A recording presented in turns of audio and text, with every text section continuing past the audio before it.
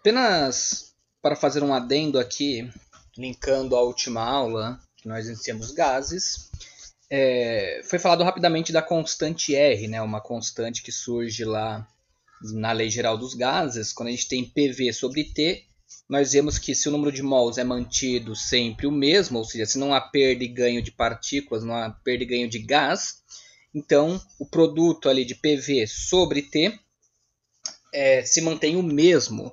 Então nós vimos que a constante é a multiplicação do número de mols por uma outra constante R, que é a constante universal dos gases. Então acontece aqui, essa constante R, eu apresentei um valor de 8,31 joules por mol vezes Kelvin. Só que esse valor ele depende de fato das grandezas associadas à pressão e ao volume. A temperatura aqui a gente olha sempre na unidade absoluta, que é o Kelvin. Então, apenas para fixar, né, os diversos valores que a gente pode encontrar aí da constante R, então vamos falar rapidamente disso.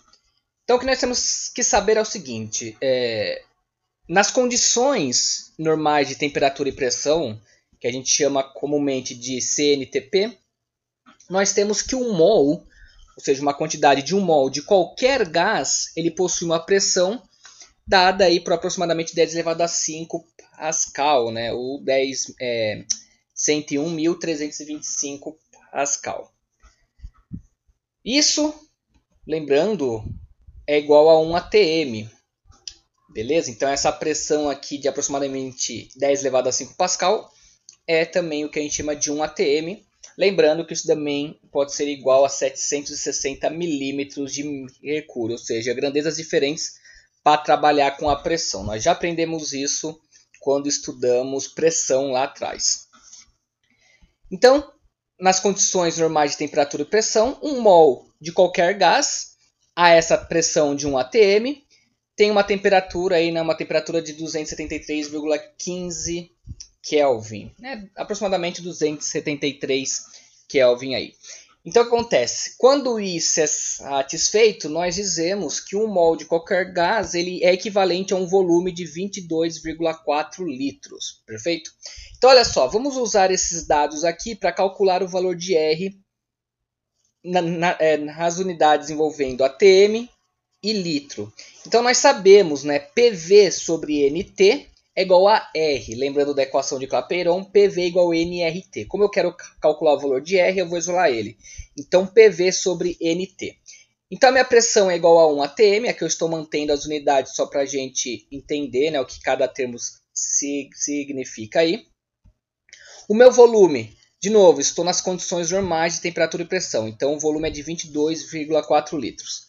A quantidade de mols, meu N, é 1 mol e a temperatura 273,15 Kelvin. Então, quando a gente calcula esses termos aqui, a gente encontra um valor para R igual a 0,082 atm litro por mol vezes Kelvin. Então, esse daqui é um outro valor usual que aparece da constante universal dos gases, quando nós olhamos para a pressão em atmosfera e em litro. Tá bom? Então, 0,082 atm litro mol Kelvin. Então é importante, o valor de R, como eu falei, ele depende das unidades adotadas para a pressão e para o volume. Então, olha só, se a gente olhar para a pressão em termos de milímetro de mercúrio e para o volume em mililitro, tá? Porque a gente está olhando em milímetros, então aqui a gente pode olhar para mililitro. Então a pressão é 760 milímetros de mercúrio, o volume 22.400 ml, né, mililitros.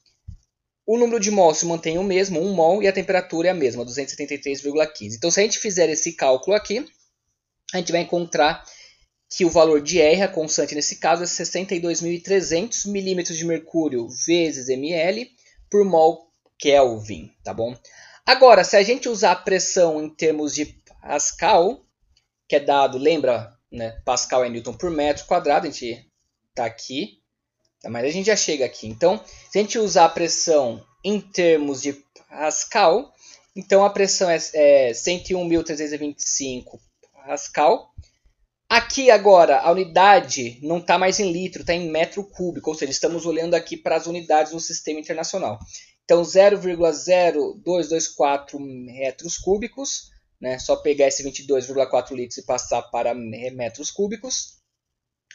N é 1 mol e a temperatura 273,15. Então, fazendo esse cálculo, a gente encontra aquele valor que eu passei na aula. 8,31 Pascal vezes metro cúbico por mol Kelvin.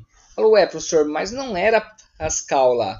Sim, né? Porque lembra, Pascal é Newton por metro quadrado. Então, eu posso escrever aqui, 8,31 Newton por metro quadrado vezes metro cúbico por mol Kelvin.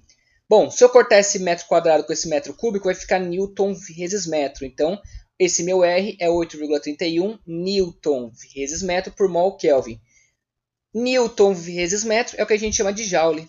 Então, o valor de R é 8,31 Joule mol por Kelvin. Então, de novo, né, o valor de R que a gente utiliza depende das unidades associadas à pressão e volume. Maravilha? Esse é o adendo que eu queria fazer. Na próxima aula, então, a gente vai olhar para a primeira lei da termodinâmica.